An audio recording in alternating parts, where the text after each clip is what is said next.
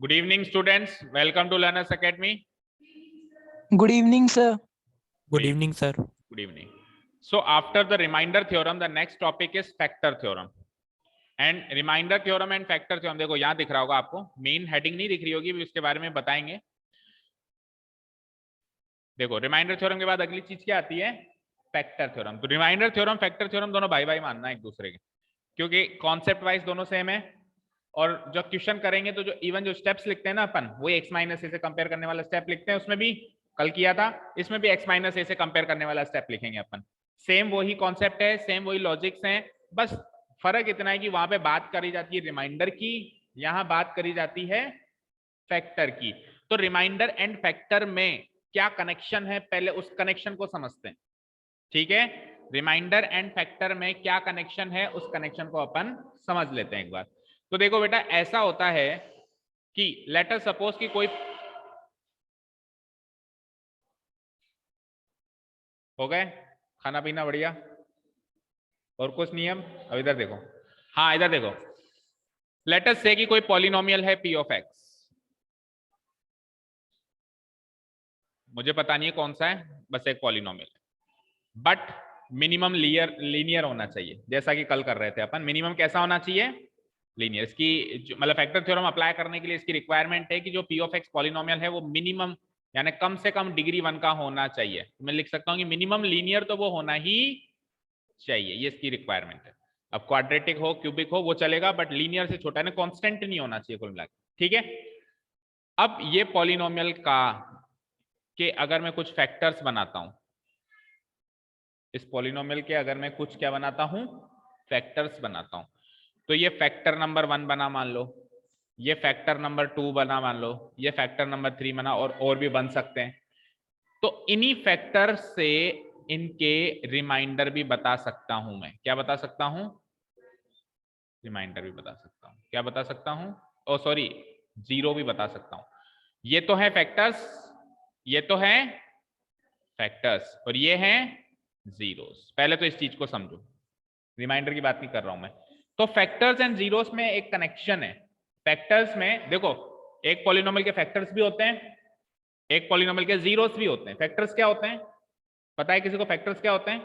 वो चीजें जो उसको पूरा पूरा डिवाइड कर दें, वो एक्सप्रेशन जो उसको पूरा पूरा डिवाइड कर दें. जैसे नंबर ले लूं मैं, 8 ले लूं या 12 ले लूं, तो 12 के फैक्टर्स कौन कौन से होंगे? 2 इंटू 2 इंटू 3, ये इसके फैक्टर्स होंगे. देखो ये 2 इस 12 को पूरा पूरा डिवाइड कर सकता है, ये 2 भी इस 12 को पूरा पूरा डिवाइड कर सकता है, ये 3 भी इस 12 को पूरा पूरा डिवाइड कर सकता है. तो जब अपन पॉलिनोमियल को फैक्टराइज करते हैं तो क्या होते हैं, कुछ फैक्टर्स निकल के आते हैं, और वो फैक्टर्स ऐसे होते हैं कि वो उस पॉलिनोमियल को पूरा पूरा डिवाइड करने में सक्षम होते हैं. फाइन. तो अब ये जो फैक्टर्स बने 2 3 4 5, और इसी पॉलिनोमियल के कुछ जीरोस भी होते हैं. जीरोस क्या होते हैं? जो उसको जीरो बना देते हैं, उसके बर्बादक, जो अपन ने स्टार्टिंग में सीखा था.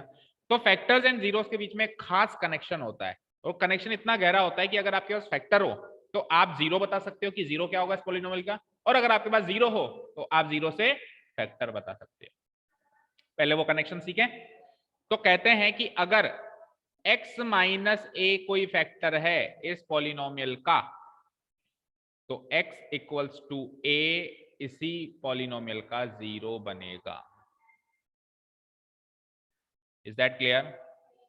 अगर x माइनस ए किसी पॉलिनोमियल का, पॉलिनोमियल कैसा होना चाहिए? मिनिमम लीनियर होना चाहिए. उसका एक फैक्टर है, x माइनस ए टाइप का कोई लीनियर पॉलिनोमियल, उसका अगर एक फैक्टर है तो x इक्वल्स टू a उसका जीरो होगा. यानी कि अगर x माइनस 5 अगर उसका फैक्टर है तो x इक्वल्स टू 5 उसका जीरो होगा. मान लो x प्लस 3 अगर उसका एक फैक्टर है, तो बताओ अब जीरो क्या होगा? इसके हिसाब से तो जीरो ये बना, इसके हिसाब से जीरो क्या बनेगा? देखो माइनस का प्लस हो रहा था तो प्लस का माइनस हो जाएगा, तो x इक्वल्स टू -3 इसका एक जीरो बनेगा. मतलब x की वैल्यू -3 रखते हुए पॉलिनोमियल जीरो बन सकता है अगर उस पॉलिनोमियल का एक फैक्टर x प्लस 3 है तो. ठीक है, तो कल को देखो क्वेश्चन आया कि एक p ऑफ x एक पॉलिनोमियल है, क्वाड्रेटिक पॉलिनोमियल है लेट अस से. तो क्वाड्रेटिक पॉलिनोमियल के मेरे पास फैक्टर, चलो एक क्रॉस वेरीफाई करते हैं. एक क्वाड्रेटिक पॉलिनोमियल लिखता हूं मैं, ना जो चीज बोली वो चीज अप्लाई होती है कि नहीं होती है, लेट अस सी. तो लेट अस से कि मैंने कोई क्वाड्रेटिक पॉलिनोमियल लिखा, x² प्लस 3x प्लस 2, ठीक है, -3x लगा दूं प्लस 2 -5,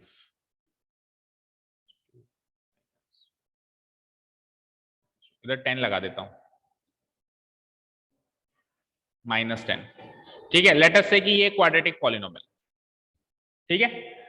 अब इसको फैक्टराइज करो, मैंने कहा इस पॉलिनोमियल के फैक्टर्स बताओ, तो आप फैक्टराइज करोगे, और क्वाड्रेटिक पॉलिनोमियल को फैक्टराइज करना वैसे भी इस एक्सरसाइज में हम सीखने वाले हैं, बट आपको पता होगा स्प्लिटिंग द मिडिल टर्म से उसको फैक्टराइज, क्वेश्चन भी आएगा आपका, भी फैक्टराइज करो।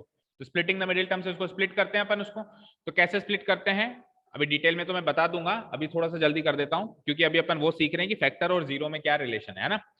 तो एक्स स्क्वायर, दो नंबर सोचो जिसका प्रोडक्ट -10 आता हो, ठीक है, और सम कितना आता हो, 3 आता हो, तो +5 -2, यस और नो, 5x - 2x 3x होता है, और 5 इंटू -2 -10 भी होता है, ठीक है। फिर हम इन दोनों में से कॉमन लेंगे तो क्या बचेगा, x कॉमन लेते x +5, और उन दोनों में से -2 कॉमन लेंगे तो क्या बचेगा, x +5, फिर x +5 कॉमन ले लिया हमने, तो इधर से क्या बचा, x -2। दैट मीन्स इसके दो फैक्टर्स ये दोनों निकल के आए, और क्वाड्रेटिक था इसलिए दो ही लीनियर निकल के आए, क्वाड्रेटिक था यानी 2 डिग्री का था तो लीनियर एक एक निकल के आए, ठीक है। समझ में आई बात, यहां तक क्लियर है।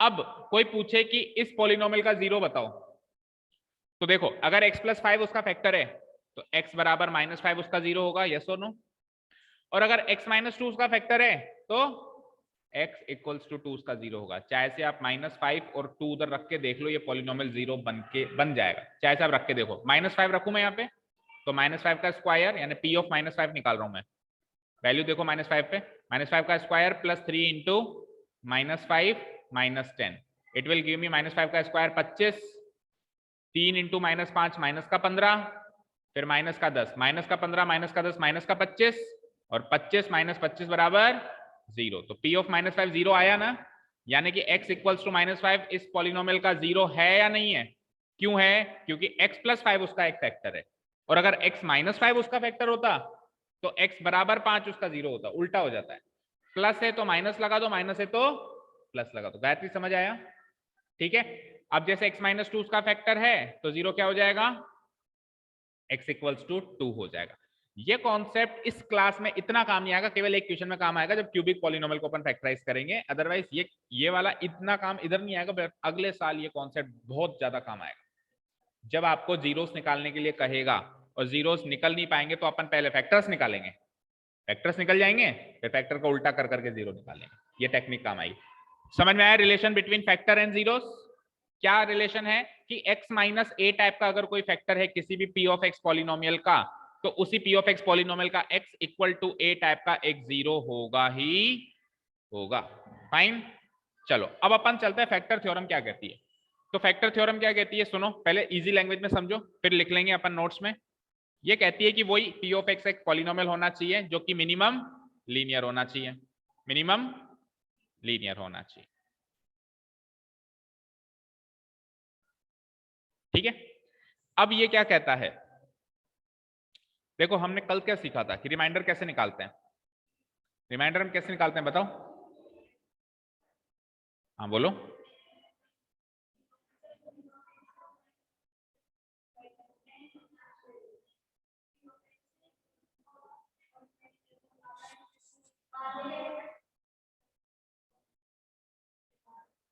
तो वो क्या कहता था कि रिमाइंडर थ्योरम में अगर आप किसी पॉलिनोमियल को किसी g ऑफ x पॉलिनोमियल से डिवाइड करो, तो और g ऑफ x पॉलिनोमियल इस टाइप का हो, तो रिमाइंडर हमेशा यानी r ऑफ x हमेशा क्या होता है, p ऑफ a होता है, ये रिमाइंडर थ्योरम कहती थी, ठीक है। और अगर वो रिमाइंडर जीरो हो जाए, जो भी आंसर आया मेरा वो क्या हो जाए, जीरो हो जाए, तो फिर ये g ऑफ x इस p ऑफ x का फैक्टर होता था। ये बात मैंने कल ही बता दी, एक्चुअली फैक्टर थ्योरम मैंने रिमाइंडर थ्योरम के अंदर ही बता दी, बस यही है फैक्टर थ्योरम, बस यही है। वही रिमाइंडर निकालो, रिमाइंडर निकालने के बाद अगर वो जीरो आ जाता है, अगर वो रिमाइंडर जीरो आ जाता है तो ये g ऑफ x इस p ऑफ x का फैक्टर है, अदरवाइज नहीं है। यानी 2.3 का जो लास्ट क्वेश्चन था ना, एक्चुअली इसमें फैक्टर थ्योरम ही लग रही है कहने के लिए अपन रिमाइंडर थ्योरम वाली एक्सरसाइज में, लेकिन एक्चुअली उधर फैक्टर थ्योरम का ही एप्लीकेशन हो रहा है। समझ आया, क्लियर है। तो एक बार इसके बेसिक्स लिख लेते हैं अपन, जिन्होंने नहीं लिखे हुए हैं please note down, factor theorem heading डालो।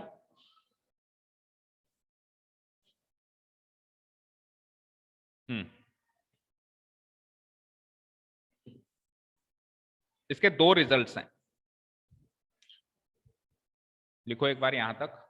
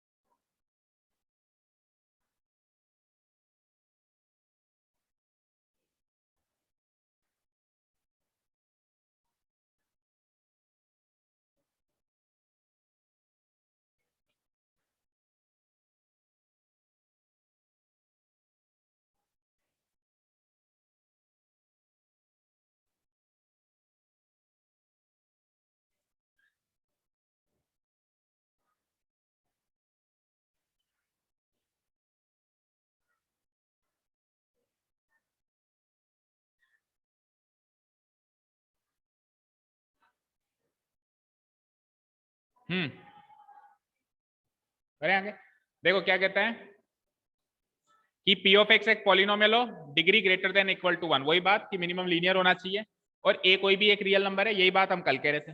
ये क्या कहता है कि अगर पी ऑफ ए 0 हो जाए, अब पी ऑफ ए, ये तो हमको एक तरीके से बेवकूफ बना रहा है, मतलब हमसे बात छुपा रहा है ये कि पी ऑफ ए 0 हो जाए। हम तो समझते हैं कि पी ऑफ ए तो रिमाइंडर है, तो हम तो सिंपल लैंग्वेज में बात याद रखेंगे ना कि रिमाइंडर 0 हो जाए। रिमाइंडर 0 हो जाए तो एक्स माइनस ए फैक्टर होगा ही सही ना। अरे एक्स माइनस ए तो डिविजर ही है ना एक तरीके से। कल रिमाइंडर थ्योरम में एक्स माइनस ए डिविजर था या नहीं था? तो अगर रिमाइंडर 0 था तो डिविजर इस पी ऑफ एक्स का फैक्टर था या नहीं था? उसी बातों को बस वर्ड चेंज करके ये कह रहा है, रिमाइंडर नहीं कह रहा है, अब क्या कह रहा है, पी ऑफ ए 0 हो जाए तो, जबकि है तो वो रिमाइंडर ही, तो एक्स माइनस ए क्या हो जाएगा, पी ऑफ एक्स का फैक्टर हो जाएगा। और इसका उल्टा भी सही होगा, इसका उल्टा मतलब अगर एक्स माइनस ए फैक्टर है तो पी ऑफ ए 0 हो जाएगा। लिखो ये दोनों बातें, लिख दी।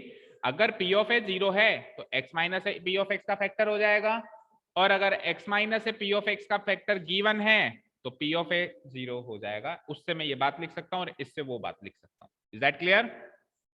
ठीक है, चलते हैं सीधे exercise.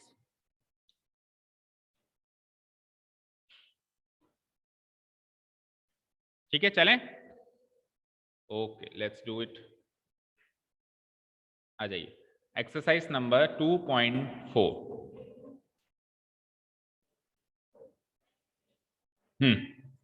Determine which of the following polynomials has x plus 1 A factor. इसने कुछ पॉलिनोमियल्स दे दिए, ठीक है, इनमें से किन किन पॉलिनोमियल के x प्लस 1 एक फैक्टर है और किन किन के नहीं है। आपको एक एक करके 1 बाय 1 चेक करना है कि x प्लस 1 इसका फैक्टर है या नहीं है। यस तो यस, नो तो फिर इसको एंड फिर इसको। ठीक है, एक एक करके चेक करना है। ठीक है, तो अगर हमको ये चेक करना है कि ये इसका फैक्टर है या नहीं है, तो दोनों में से p ऑफ x कौन होगा? ये वाला पॉलिनोमियल, राइट, क्योंकि p ऑफ x डिविडेंड होता है, ठीक है ना, और डिवीजर डिविडेंड का फैक्टर होता है, राइट, डिवीजर डिविडेंड का फैक्टर होता है। हमको चेक करना है ये इसका फैक्टर है या नहीं है, दैट मींस ये डिवीजर है और ये डिविडेंड है, that means p of x ये है। क्लियर है? चलो इसको कैसे अपन करेंगे भाई, एक तरीके से हमको ये गिवन है कि p ऑफ x की वैल्यू है क्या, x cube plus x square, x cube plus x square plus x plus 1, x plus 1। और मुझे चेक किसको करना है, कौन से पॉलिनोमियल को चेक करना है, मुझे एक्स प्लस 1 को चेक करना है कि ये एक इसका फैक्टर है या नहीं है।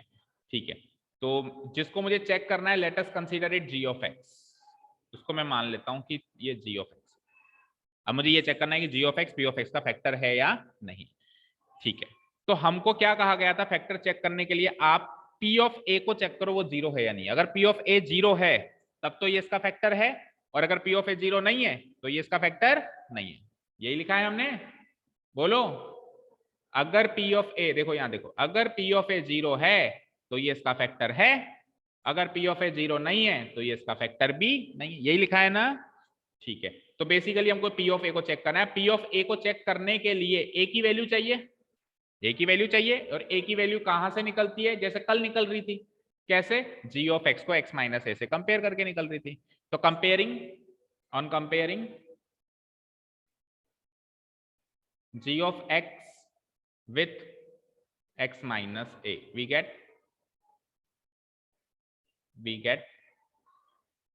तो मैं ये कह सकता हूं कि remainder theorem and factor theorem दोनों में ये एक लीनियर होना जरूरी है। x माइनस एक लीनियर है, ठीक है ना, क्लियर है। वी गेट क्या मिलेगा हमको, देखो x माइनस ए को कंपेयर किया मैंने g ऑफ x से, g ऑफ x क्या है, x प्लस 1, तो वहां से एक तरीके से x पॉजिटिव तो कट गया, माइनस ए की वैल्यू क्या मिली, +1, तो a की वैल्यू क्या हो जाएगी, -1।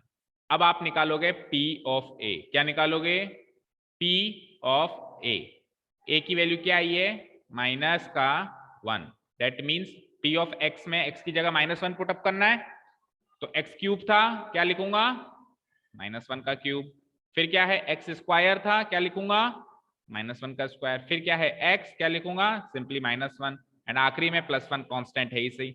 -1 का क्यूब कितना होता है, -1, प्लस -1 का स्क्वायर कितना होता है, 1, ऊपर अगर इवन पावर है तो 1 हो जाती है, प्लस माइनस -1 और आगे +1। तो देखो पॉजिटिव दो है मेरे पास, 1 + 1, और नेगेटिव भी दो है, -2, तो 2 - 2 इक्वल टू 0। तो ठीक है, अब हमारे पास क्या आ गया यहाँ पे, p ऑफ a की वैल्यू क्या आ गई, 0। p ऑफ a की वैल्यू 0 आ गई, चेक करो, आ गई। हमसे क्या कहा गया था, अगर p ऑफ a की वैल्यू 0 आ जाए तो कह देना कि वो उसका फैक्टर है, बता देना उसको जाके कि हाँ तू उसका फैक्टर है, ठीक है। तो बता दो भाई, yes you are a factor of this. तो क्या लिखूंगा मैं, क्लोजिंग स्टेटमेंट कैसे लिखूंगा, हेयर p ऑफ a की वैल्यू आ चुकी है 0, सो जो भी फैक्टर उसने गिवन दिया था, कौन सा दिया था उसने given factor, x + 1, so x + 1 is a factor of the given polynomial,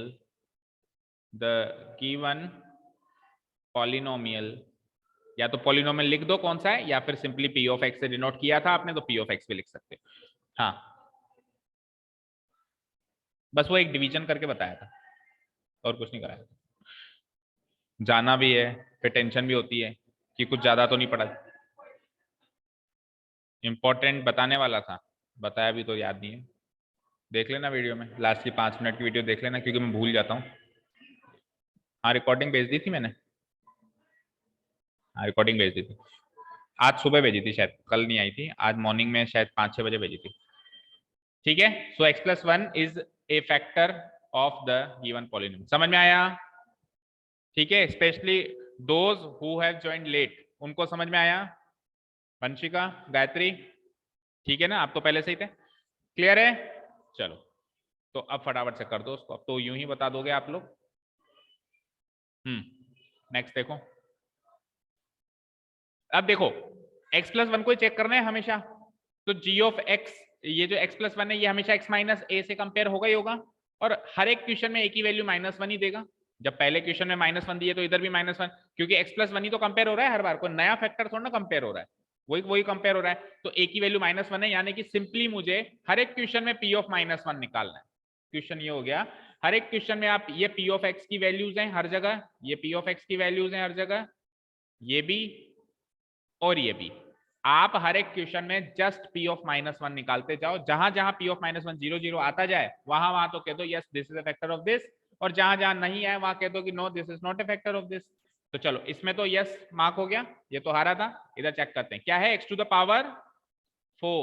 -1 की पावर 4, फिर क्या है x³ -1 का क्यूब, फिर क्या है x² -1 का स्क्वायर, फिर क्या है x, तो -1 और लास्ट में +1, -1 की पावर 4 विल बी 1, -1 का क्यूब विल बी -1, -1 का स्क्वायर विल बी, आपने मौन व्रत धारण किया है, मौन व्रत धारण किया है, अब आवाज नहीं निकली तो कल का फुटबॉल मैच कैंसिल है, मेरी गारंटी है।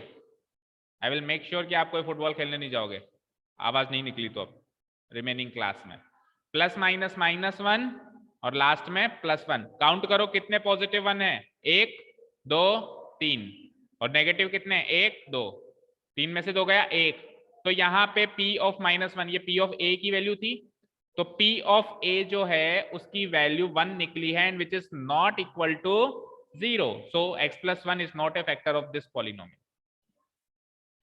फाइन, ठीक है. थर्ड में चेक करो फटाफट से. P ऑफ 1 रखो यहाँ पे, x to the power 4, P of -1 था ना, P ऑफ -1 की पावर 4, 3x क्यूब मतलब 3 इंटू -1 का क्यूब, 3x स्क्वायर मतलब 3 इंटू -1 का स्क्वायर, प्लस -1 प्लस 1. -1 की पावर 4 कितनी होती है? +1. 3 इंटू -1 का क्यूब कितना होता है? -1 प्लस 3 इंटू -1 का स्क्वायर कितना होता है? +1 प्लस माइनस -1 +1. पहले मल्टीप्लाई करो. 1 इंटू +3 को -1 से मल्टीप्लाई किया -3, +3 को +1 से मल्टीप्लाई किया +3, आगे है -1 +1. पॉजिटिव काउंट करो, 1 और 3 4 और 1 5, टोटल 5 हो गए. और नेगेटिव काउंट करो, -3 -1 -4, अगेन 1 आया which is not equal to 0. तो भैया आप इसके भी फैक्टर नहीं हो. चौथे को चेक करते हैं फटाफट. समझ में आ रहा है? P ऑफ -1 क्या है वहां पे? x क्यूब है ना, तो -1 का क्यूब, सॉरी फिर माइनस है ना, माइनस फिर x स्क्वायर यानी -1 का स्क्वायर, फिर क्या है? प्लस है बीच में या माइनस मुझे ही कम दिख रहा है क्या? -2 + √2, तो 2 + √2 इंटू x करना. x की वैल्यू क्या थी? वही -1 इंटू क्या 2 प्लस, अच्छा 1 लग गया, 2 + √2 और 1 √2 भी √2 ही होता है वैसे तो. -1 प्लस आगे क्या लिखा हुआ है? √2. Okay let's solve it. -1 का क्यूब, फिर ये माइनस एज इट इज, -1 का स्क्वायर +1. अब सुनो, यहाँ पे -1 इससे भी मल्टीप्लाई होगा और इससे भी मल्टीप्लाई होगा. आप ये देखो कि इस फैक्टर के बाहर माइनस का साइन है. ये दो फैक्टर हैं इस टर्म के दो फैक्टर हैं, और दोनों फैक्टर के बाहर माइनस का साइन है, माइनस माइनस. तो कोई माइनस वाला फैक्टर अपने माइनस वाले फैक्टर से मल्टीप्लाई होकर प्लस हो जाएगा. दैट मीन्स ये भी प्लस हो गया और ये भी प्लस हो गया, और 2 + √2 इंटू 1 क्या हो जाएगा? 2 + √2 ही हो जाएगा. समझ में आया? ठीक है. और आगे क्यों आएगा माइनस में? मुझे एक चीज बताओ, -2 इंटू -1 कितना होता है? -2 इंटू -1 कितना होता है? 3 2. तो क्यों हुआ? क्योंकि ये माइनस है और ये माइनस है, तो ये प्लस हो गया. तो अब इस 2 की जगह तो रखा हुआ है ये भाई, और इस -1 की जगह -1 रखा हुआ है. तो इसके पीछे भी माइनस साइन है, जैसे 2 के पीछे माइनस साइन है वैसे इस भाई के पीछे भी माइनस साइन है, और 1 के पीछे भी यहाँ पे भी माइनस साइन है. तो आपने क्या किया? 2 इंटू 1 करके लिख दिया और प्लस लिख दिया. तो अभी आप क्या करोगे? दिस इंटू 1 करोगे और एज इट इज लिख दोगे.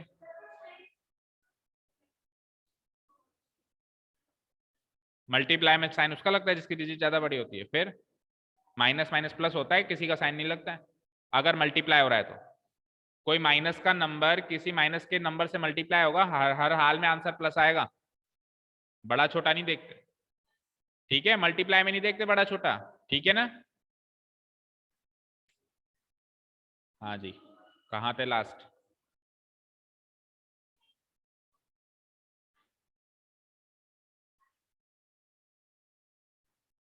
2 + √2.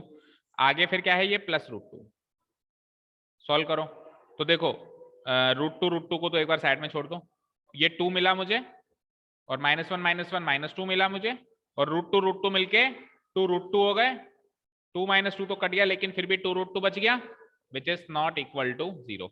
तो ये इसका भी फैक्टर नहीं. तो केवल पहले वाले पॉलिनोमियल का वो फैक्टर है, बाकियों का वो फैक्टर नहीं. क्लियर?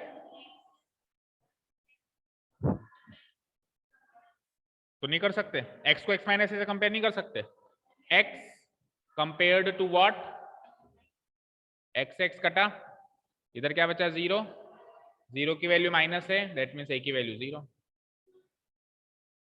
क्लियर? बस x स्क्वायर नहीं हो सकता, या 2x नहीं हो सकता, 3x नहीं हो सकता. अगर 2x 3x ऐसा कुछ है तो कल मैंने टेक्निक बताई थी, वो 2 और 3 हटा के फिर कंपेयर करेंगे. क्लियर? ओके. Question number 2. अब देखो क्वेश्चन नंबर 2 बिल्कुल फर्स्ट की कॉपी है. बस करेगा क्या? उसमें उसने हर एक पॉलिनोमियल का फैक्टर x + 1 चेक करवाया, इसमें क्या करेगा, अलग अलग पॉलिनोमियल के अलग अलग फैक्टर चेक कराएगा। समझ में आया ना डिफरेंस? एक पॉलिनोमियल देगा, उसके बगल में एक दूसरा पॉलिनोमियल देगा, और रखा हुआ पॉलिनोमियल इस पहले वाले रखे हुए पॉलिनोमियल का फैक्टर है या नहीं, ये चेक करवाएगा। देखते हैं। Using factor theorem determine whether g of x is a factor of p of x in each of the following cases. ठीक है, देखो हर एक क्वेश्चन में अलग g of x है, इसमें अलग g of x है, इसमें अलग g of x है, अलग g of x है। तो अलग अलग g of x है, तो हर एक क्वेश्चन में a की वैल्यू अलग अलग होगी। पिछले क्वेश्चन में तो हर एक क्वेश्चन में a की वैल्यू -1 थी, और मैंने हर एक क्वेश्चन में p of -1 निकाल दिया। बट अभी हर एक क्वेश्चन में p of -1 नहीं निकलेगा। ठीक है, चलो। तो पहले क्वेश्चन में तो वही x+1 है, जैसा अभी फर्स्ट क्वेश्चन में किया था, तो इसमें तो a की वैल्यू -1 ही आई थी। ठीक है, तो इसमें तो वही p of -1 रखना है आपको, रखो p of -1। 2x³ है ना, ये थोड़ा बड़ा कर देते हैं यार।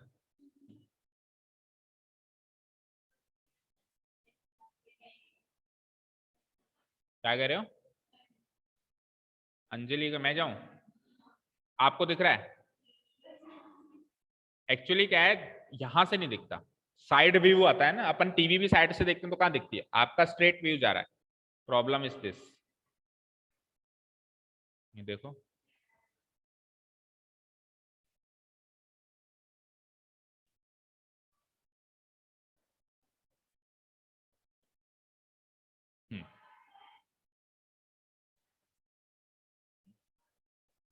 चलो, तो g of x x+1 है, तो x+1 ही था पिछले क्वेश्चन में भी, तो बार बार क्या निकालना, a की वैल्यू -1 आएगी, पता है। तो यानी कि p of -1 चेक करना है आपको, p of a चेक करना होता है, यानी दैट मींस क्या चेक करना है आपको, p of -1 चेक करते हैं। p of -1, तो 2x³ है, तो 2 इंटू -1 का क्यूब, प्लस x² है तो -1 का स्क्वायर, फिर क्या है माइनस का 2x है, तो -2 इंटू -1 और लास्ट में -1। सॉल्व करो, तो 2 इंटू -1 का क्यूब क्या होता है बेटा, -1 ही होता है, प्लस -1 का स्क्वायर क्या होता है बेटा, +1 ही होता है, और -2 इंटू -1 क्या होता है बेटा, +2 होता है, एंड -1 लास्ट में। ये 2 इंटू -1 और रह गया, इसको भी सॉल्व कर देता हूँ। तो 2 इंटू -1 सॉल्व होकर क्या हो जाएगा, -2 हो जाएगा। इसी स्टेप में लिख देता हूँ -2। चलो, पॉजिटिव पॉजिटिव कौन कौन से हैं, 1 + 2 3, और नेगेटिव नेगेटिव भी -2 -1 -3, दैट गिव्स मी 0। तो p of -1 यानी p of a 0 आ गया। तो yes this is a factor of this. ठीक है, उल्टा भी पूछ सकता है कि this is a multiple of this, तो ये इसका फैक्टर है, तो ये इसका मल्टीपल भी होगा। दोनों बातें होंगी, या तो दोनों ही नहीं होंगी या दोनों ही होंगी। चलो, अब अगले क्वेश्चन में g of x है x+2, तो कोई मुझे बताएगा यहां से a की वैल्यू क्या निकलेगी, -2। उल्टा होता है ना, अगर x+2 है तो a की वैल्यू -2, तो यानी कि अब आपको p of -2 चेक करना है। ठीक है ना, फैक्टर चेंज हो गया, तो p of -2 चेक करना है। p of -2, तो इस वाले पॉलिनोमियल में है ना, x का क्या है क्यूब, यानी -2 का क्यूब, प्लस 3 इंटू x² है तो -2 का स्क्वायर, प्लस 3 इंटू x है तो 3 इंटू -2 प्लस 1। ठीक है, -2 का क्यूब क्या होता है, -2 का क्यूब -8 होता है, प्लस 3 इंटू -2 का स्क्वायर क्या होता है, इच्छा नहीं है क्या कल, हाँ 3 इंटू -2 -6 प्लस 1। अरे तेरी शांति मुझे बहुत कुछ बयां कर रही है कि शायद तेरे को कल फुटबॉल मैच खेलने की इच्छा है नहीं। 3 4 जा 12 सॉल्व करके लिख देता हूं, वैसे आपको एग्जाम में एक स्टेप और एक्स्ट्रा में लिखना है, मैं यहीं लिख देता हूं to save your time and my time. चलो, तो 12 + 1 13 एंड -8 -6 माइनस का 14 which gives me -1 and that is not equal to 0।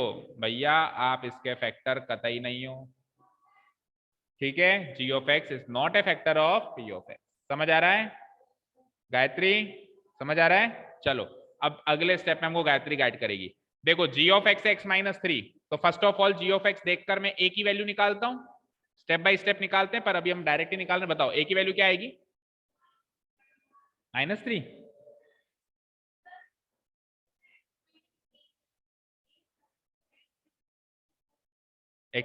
x -a होता था तो a की वैल्यू a ही रहती थी या -a रहती थी, a ही रहती थी ना। p of a निकालते थे ना फिर अपन, अगर x -a होता था तो निकालते थे। तो अभी x -3 है तो a की वैल्यू -3 क्यों होगी, +3 होगी ना। जो यहां है उसका उल्टा, अभी x + 1 था तो a की वैल्यू क्या रखी थी हमने, +1 या -1, -1। अभी इससे पिछले क्वेश्चन में x+2 था, तो a की वैल्यू क्या रखी थी हमने, अभी इससे पिछले क्वेश्चन में -2 रखी थी। तो प्लस है तो माइनस रख रहा हूं, प्लस है तो माइनस रख रहा हूं, तो माइनस है तो क्या रखूंगा, हाँ तो है ना, आप कंपेयर कर लो। चलो x-3 को हमने x-a से कंपेयर किया, x पॉजिटिव है, x पॉजिटिव है, कट गया।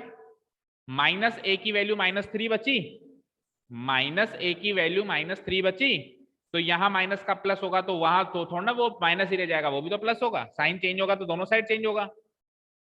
तो a की वैल्यू क्या आई, 3 आई, ठीक है। और नहीं तो डायरेक्ट ट्रिक क्या है, जो यहाँ पे रखा हुआ है उसका उल्टा, -3 रखा हुआ है तो +3, +3 रखा हुआ है तो -3, यहाँ पे +2 रखा हुआ था तो -2, यहाँ पे +1 रखा हुआ था तो -1। तो क्या वैल्यू आई a की, यहां से a की वैल्यू आ गई +3, यानी कि अब आपको p ऑफ +3 चेक करना है इस पॉलिनोमियल के लिए। अगर 0 आता है तो इसका फैक्टर है, अदरवाइज नहीं है, ठीक है जी। p ऑफ 3 चेक करो फॉर दिस पॉलिनोमियल। तो x का क्यूब यानी 3 का क्यूब -4x², तो 4 × 3 का स्क्वायर, +3 और +6 इक्वल टू 3 का क्यूब क्या होता है 27। 27। गया तेरा कल फुटबॉल मैच तो भूल जा। -4 × 3 का स्क्वायर क्या होता है, 3 का स्क्वायर नहीं आता आपको तो क्यों नहीं बोल रहे हो, नहीं है इच्छा खेलने की कल, 4 क्या, तो अभी मैं पूछ रहा हूं तो अब तो बताओ। 4 × 9, 4 × 9 पहले सॉल्व कर लेता हूं, कितना होता है 36। ओके सॉल्व करते हैं। 27 positive, 3 positive and 6 positive, positive positive एक साथ ले लो तो 27 और 3 30 और 6 36, और वहां पे नेगेटिव भी 36 है, तो 36 में 36 गया 0, तो यहाँ पे p ऑफ a 0 बन गया, तो हम कह देंगे कि yes you are a factor of this, या फिर उल्टा कह सकते हो this is a multiple of this. Clear सबको। चलिए अब क्वेश्चन नंबर 3 का पैटर्न थोड़ा चेंज हो रहा है। फर्स्ट एंड सेकंड में तो चेक करवाया कि फैक्टर है या नहीं है, थर्ड में क्लियर कर दिया कि हाँ फैक्टर है, और फैक्टर है अगर क्लियर कर दिया तो फिर पूछा क्या, एक मिसिंग एलिमेंट है k, एक मिसिंग एलिमेंट है k, वो पूछ लिया आपसे, और वो k जो है डिविडेंड में कहीं छुपा हुआ है, देखो इसके कांस्टेंट टर्म में छुपा हुआ है, इसमें कहाँ छुपा हुआ है, स्क्वायर वाले टर्म के कोएफिशिएंट में छुपा हुआ है, कहीं ना कहीं वो छुपा हुआ मिलेगा आपको, उस k की वैल्यू आपको निकालनी है। यहाँ पे कहाँ छुपा हुआ है, यहाँ पे भी स्क्वायर वाले, यहाँ पे दो जगह आ रहा है, कांस्टेंट में भी आ रहा है, स्क्वायर वाले कोएफिशिएंट में भी आ रहा है। Is that clear. और आपको फैक्टर कौन सा दे दिया उसने, x-1 जो है इनका फैक्टर है, मतलब चेक नहीं करना है, बता रहा है कि है, पूछ नहीं रहा है, बता रहा है। तो अगर x-1 इनका फैक्टर है तो x-1 फैक्टर के अकॉर्डिंग a की वैल्यू क्या आएगी गायत्री, x-1 फैक्टर के अकॉर्डिंग a की वैल्यू क्या आएगी 1, तो यानी कि p ऑफ 1 100% 0 होगा, क्योंकि ये खुद कह रहा है कि ये इसका फैक्टर है। भाई पिछले क्वेश्चन में तो हम चेक करते थे, वो 0 होता था तो कहते थे फैक्टर है, और 0 नहीं होता था तो कहते थे फैक्टर नहीं है, ये तो खुद ही कह रहा है कि ये इसका फैक्टर है, तो फिर p ऑफ 1 0 होगा ही होगा। यहाँ पे अप्लाई हो रहा है फैक्टर थ्योरम का सेकंड पॉइंट। सेकंड पॉइंट क्या लिखा है हमने कि अगर x-a फैक्टर है तो you can put p of a equal to 0, यही कह रहा है फैक्टर थ्योरम का सेकंड पॉइंट। तो यहाँ पे x-1 अगर फैक्टर है तो we can put p1 equal to 0, और जैसे हम p1 इक्वल टू 0 पुटअप करेंगे तो ये मिसिंग क्वांटिटी के हमको पता चल जाएगी। क्लियर। चलो p ऑफ 1 की वैल्यू 0 पुटअप करनी है सारे क्वेश्चंस में, इन शॉर्ट सारी बातों का एक सार है कि हमको p ऑफ कहां लिखूं, यहां लिख देता हूं, p ऑफ 1 की वैल्यू क्या पुटअप करनी है 0। ठीक है पहले p ऑफ 1 निकाल लेते हैं, फिर जो भी निकलेगा उसकी वैल्यू बाद में 0 पुटअप कर देंगे। तो p ऑफ 1 निकालो, फर्स्ट क्वेश्चन के अकॉर्डिंग p ऑफ 1 निकालो, तो x का स्क्वायर, तो 1 का स्क्वायर क्या 1, 1 का स्क्वायर लिख देता हूं एक बार, फिर x है तो क्या लिखूंगा 1, फिर k है तो क्या लिख दूं 1 लिख दूं, बोलो k लिखूं या 1 लिखूं, 1, क्यों, ये 1 किसकी जगह पुट हो रहा है, तो फिर k की जगह क्यों पुट कर रहा है, जब x की जगह पुट हो रहा है तो फिर k तो k ही रहेगा ना, या तो k की जगह पुट कर ले, या जितनी भी एबीसीडी है सबको 1 डालेगा क्या? हाँ, तो ये क्या आया 1 का स्क्वायर 1 प्लस 1, के को तो के ही रखना है तभी तो वो मिसिंग वैल्यू निकलेगी। 1 प्लस 1 2, 2 प्लस के, तो हमारा पी ऑफ 1 2 प्लस के आया है, जबकि पी ऑफ 1 क्या आना चाहिए 0 आना चाहिए। तो 2 प्लस के 0 है, तो के की वैल्यू 2 को उधर भेजो 0 -2 यानी कि -2 आंसर। ये पहले क्वेश्चन में के की वैल्यू क्या आ गई -2। ऐसे करके हर एक क्वेश्चन में के की वैल्यू निकालनी। समझ आया? ठीक है, फैक्टर थ्योरम का सेकंड एप्लीकेशन। चलो दूसरे में निकालो, पी ऑफ 1 निकालो और 0 के इक्वेट करो। पी ऑफ 1 निकालना है, 0 के इक्वेट करना है। पी ऑफ 1 तो 2x स्क्वायर है, तो 2 इंटू 1 का स्क्वायर, फिर k इंटू एक्स है तो k into 1 plus √2 as it is. ठीक है, इसको थोड़ा बहुत सॉल्व कर दो। तो 2 इंटू 1, 1 का स्क्वायर क्या होता है 1, और 1 इंटू 2 क्या होता है 2, k इंटू 1 क्या होगा k प्लस √2। इससे ज्यादा सॉल्व हो नहीं सकता, क्योंकि रूट वाला नंबर नॉन रूट वाले नंबर से प्लस होगा नहीं, और k जो है वो वेरिएबल है, कांस्टेंट से प्लस होगा नहीं, तो इससे ज्यादा सॉल्व नहीं हो सकता। तो बस यही फाइनल p ऑफ 1 की वैल्यू है, और p ऑफ 1 को मुझे 0 के इक्वेट करना है ना। तो p ऑफ 1 की वैल्यू क्या आई मेरे पास 2 प्लस k प्लस √2, तो इसको 0 के इक्वेट करती k की वैल्यू क्या आ जाएगी, दोनों को उधर भेजो, 2 को उधर भेजूंगा तो -2, √2 को उधर भेजूंगा तो -√2। या तो इस फॉर्म में लिख लो, या फिर दोनों का माइनस साइन कॉमन लेके ऐसे भी लिख सकते हो 2 प्लस √2। दोनों का माइनस साइन बाहर निकाल के अंदर दोनों को पॉजिटिव करके भी छोड़ सकते हो, या तो ऐसे लिख लो या ऐसे लिख लो, दोनों आंसर करेक्ट। देखो पीछे किस फॉर्म में,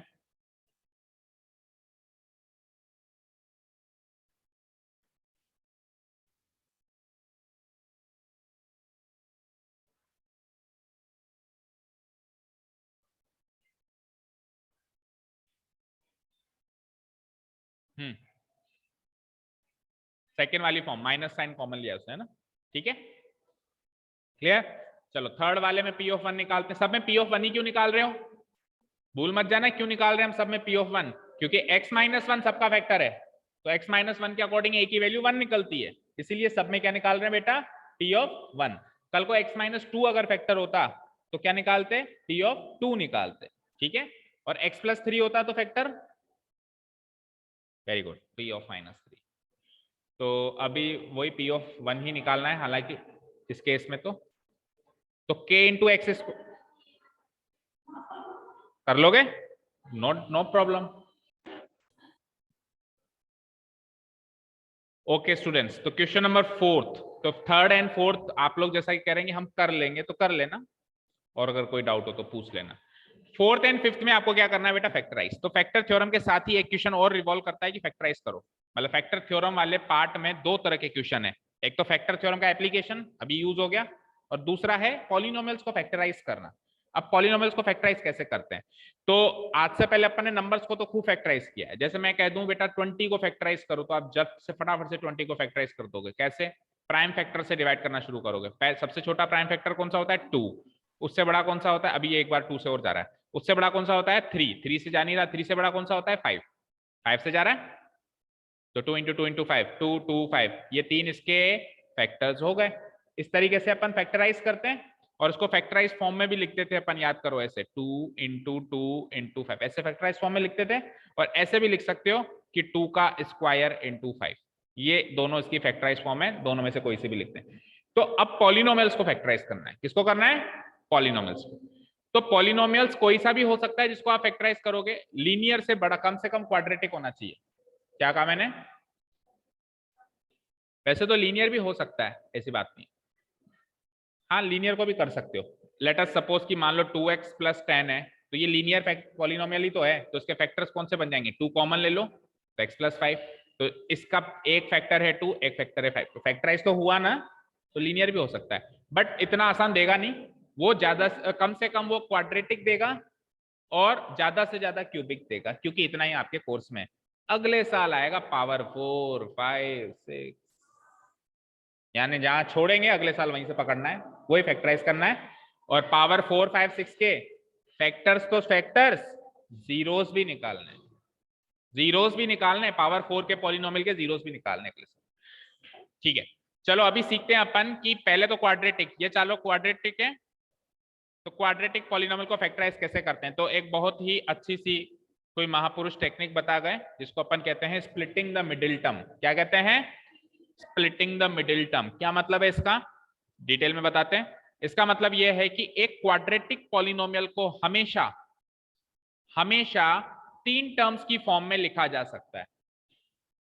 लिखा जा सकता है, कोई भी क्वाड्रेटिक पॉलिनोमियल बोलेंगे तो उसको 3 टर्म्स की फॉर्म में लिखा जा सकता है। एक टर्म होती है क्वाड्रेटिक खुद, एक उससे छोटी लीनियर, और आखिरी वाली कांस्टेंट। देखो सारे के सारे उसी फॉर्म में। और मान लो कोई नहीं है इस फॉर्म में, लेट अस से कि मान लो एक पॉलिनोमियल आ गया x² + 4। आप कहोगे सर ये तो क्वाड्रेटिक है, लेकिन ये तो 3 टर्म्स में है नहीं, ट्राइनोमियल है ही नहीं, बाइनोमियल है। आप इसको ट्राइनोमियल कैसे बनाओगे? तो मैं x की टर्म घुसेड़ दूंगा बीच में। कैसे? x² + 0x + 4। यही बात बताई थी कल, याद आ गई मुझे। वो इंपॉर्टेंट बात यही थी, मतलब इससे रिलेटेड ही कुछ थी। डिवीजन में हमको क्या बीच में वो टर्म डालनी पड़ती है, तभी वो डिवीजन एल्गोरिथम फुलफिल होता है। ठीक है, तो अब ये देखो वापस उस 3 टर्म्स ट्राइनोमियल फॉर्म में आ गया। तो सबसे पहली चीज की क्वाड्रेटिक पॉलिनोमियल को फैक्टराइज करने से पहले उसको ट्राइनोमियल होना बहुत जरूरी है। 3 टर्म्स का पॉलिनोमियल होना जरूरी है। अगर है तो अच्छी बात है, नहीं है तो बनाओ, 0 कोएफिशिएंट देकर उसको बनाओ, जो भी टर्म मिसिंग है। फाइन, मान लो कांस्टेंट टर्म मिसिंग है तो कांस्टेंट को 0 ले लो, एक्स वाली टर्म मिसिंग है तो एक्स वाली टर्म को का कोएफिशिएंट 0 ले लो, और क्वाड्रेटिक टर्म तो मिसिंग होगी नहीं तो फिर वो क्वाड्रेटिक ही नहीं होगा, वो तो लीनियर हो जाएगा। ठीक है, क्लियर है?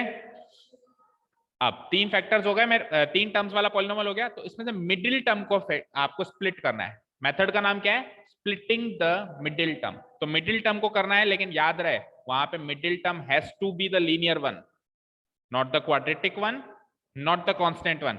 कल को पॉलिनोमियल को उसने फ्लिप करके ऐसे लिखा हुआ है, लेट अस से 12x², पहले +1 लिखा हुआ है -7x।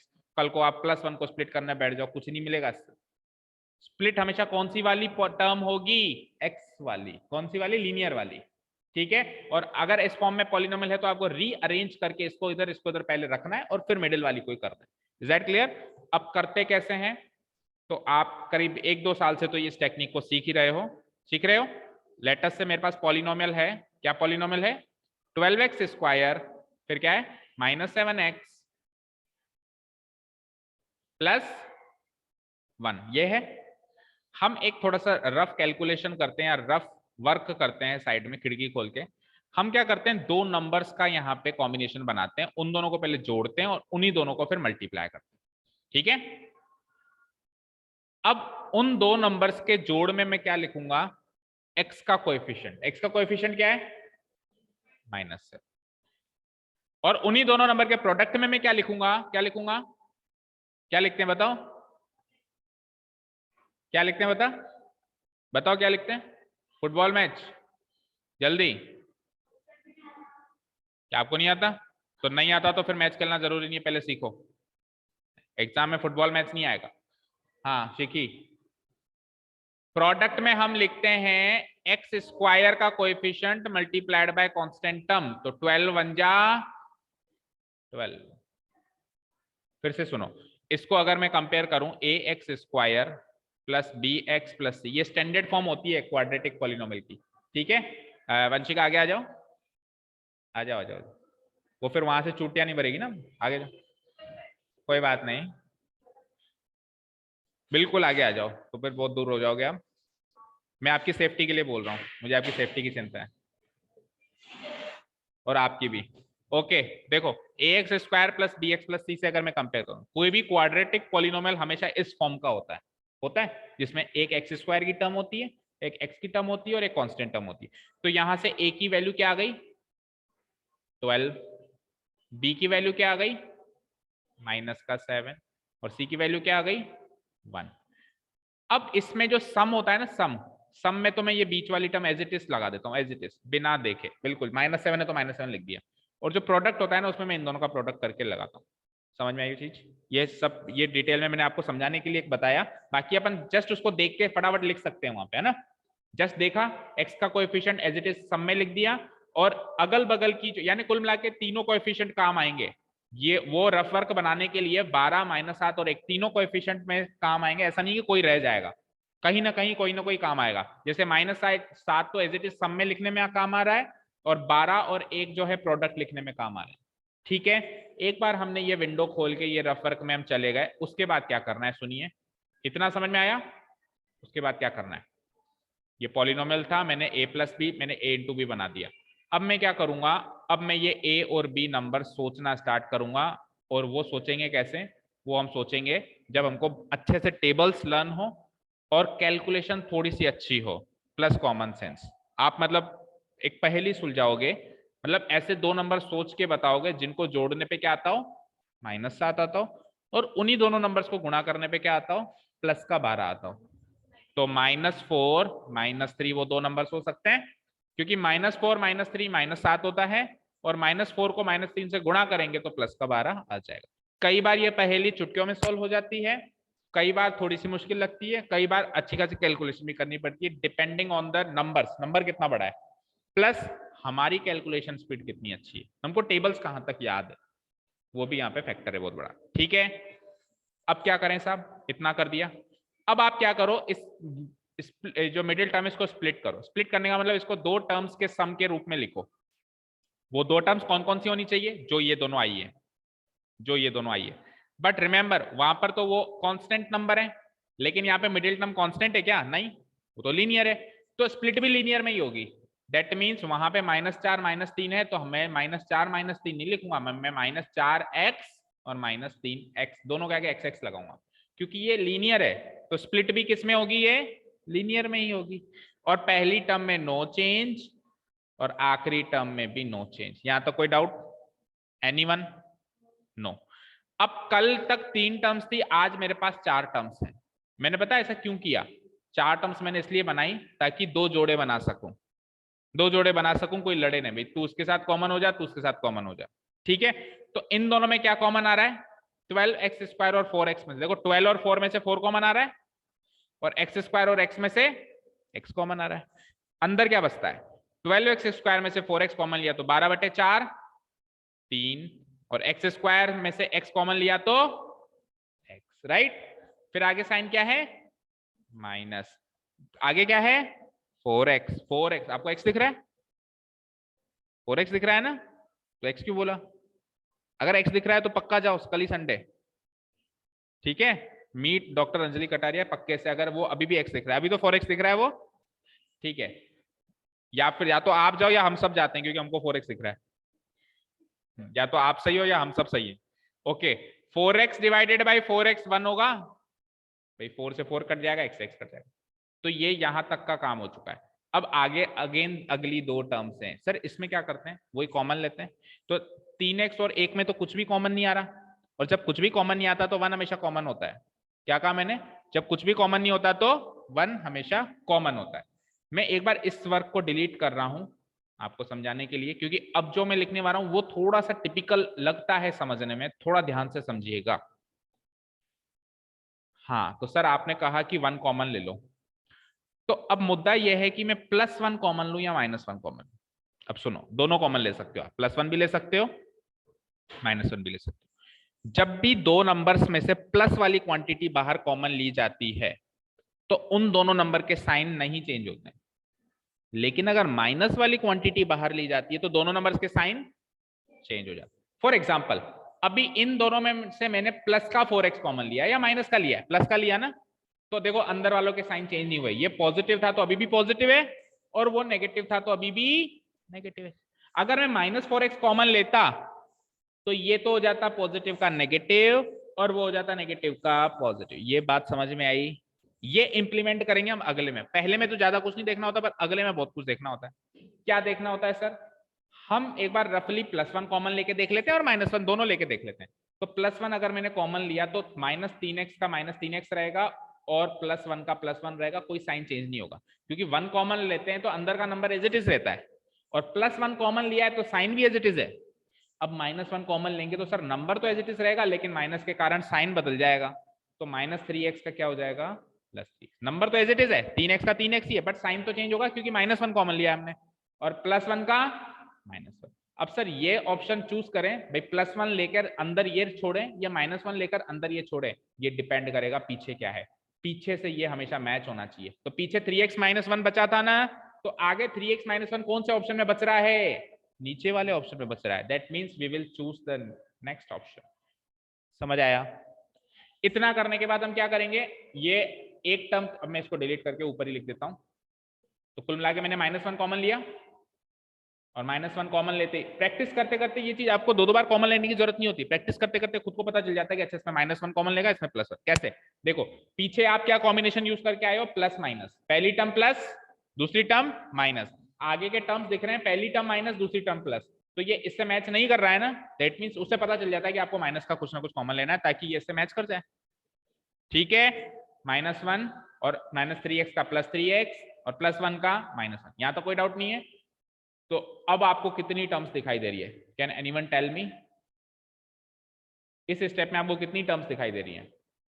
केवल 2 टर्म्स। ये पूरी एक टर्म है जिसके ये 2 फैक्टर हैं, ये पूरी एक टर्म है जिसके ये 2 फैक्टर हैं। ये एक तरीके से ऐसे हो गया जैसे 2 × 2 -3 × 3, तो टर्म्स तो 2 ही है ना, इस टर्म के ये 2 फैक्टर हैं, इसके 2 फैक्टर हैं, तो ये 2 इसके इस टर्म के पूरी टर्म के फैक्टर हैं। फिर माइनस साइन से टर्म या प्लस साइन से टर्म अलग हो जाती है, माइनस साइन लगा तो ये इसका एक फैक्टर है, ये इसका एक फैक्टर। अच्छा, इस फैक्टर के अंदर भी 2 टर्म्स है, वो एक अलग बात है, उस फैक्टर के अंदर भी 2 टर्म्स है, वो एक अलग बात है, पर मोटे तौर पे तो ये पूरा एक फैक्टर है, ये पूरा एक फैक्टर है, ये पूरी एक टर्म है। समझ में आई सारी बातें? तो अब इस पूरी टर्म और इस पूरी टर्म में से क्या कॉमन आएगा, वही फैक्टर वाइज कॉमन देखेंगे अपन। ये कहेगा मेरे पास एक फैक्टर ये, मेरे पास एक फैक्टर ये कहेगा मेरे पास, तो एक एक फैक्टर कॉमन आ रहा है, वापस ले लो। कॉमन लेने के बाद इस फैक्टर में से, इस टर्म में से क्या बचा, 4x, और उसमें से क्या बचा, 3x - 1 कॉमन लेने के बाद -1। ये हो गए इसके 2 फैक्टर्स, यही आपका फाइनल आंसर है। आपको फैक्टराइज करना था, ये 2 फैक्टर बनते ही फैक्टर। अब आपको कैसे पता चलेगा कि सर ये फुली फैक्टराइज हुआ कि नहीं हुआ? तो आप क्या करोगे, इसकी डिग्री कितनी थी, क्वाड्रेटिक, क्वाड्रेटिक यानी 2, इसकी डिग्री कितनी है 1, इस फैक्टर की डिग्री, इस फैक्टर की डिग्री कितनी है 1, इस फैक्टर की डिग्री भी 1 है, लीनियर है, और 1 + 1 कितना होता है 2, और टोटल डिग्री कितनी थी 2। अगर ये मैच हो जाता है दैट मींस आपका फैक्टराइजेशन सही है, मतलब जो नीचे फैक्टर्स बचे हैं उनकी डिग्री का सम ओरिजिनल पॉलिनोमियल की डिग्री से मैच होना चाहिए। ठीक है, this is the way how we factorise polynomials using splitting the middle term method. ठीक है, एक और करें, 4 में से 2 कर लेते हैं और 2 छोड़ देते हैं, अगले में भी ऐसे करेंगे, 4 में से 2 कर लेंगे, 2 छोड़ देंगे। ठीक है, अभी है टाइम 6:39। ठीक है, चलो तो कौन सा करें, अभी हमने कौन सा किया, अभी हमने ये वाला किया ना, बोलो 1 2 3, इन 3 में से एक और करवा सकते हैं, बोलो कौन सा करवाएं? कौन सा करें, 4th वाला, 3x² - x, आगे क्या है -4। चलो करते हैं।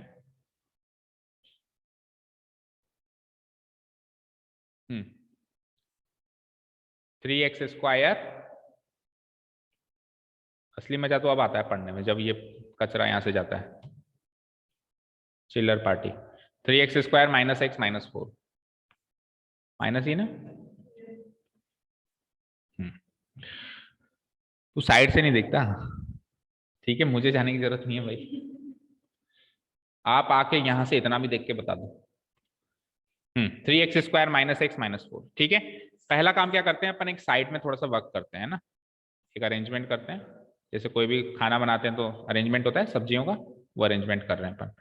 a + b, a × b, a b, ये 4 लिख दो सबसे पहले, 4 चीजें, equal to equal to equal to equal to.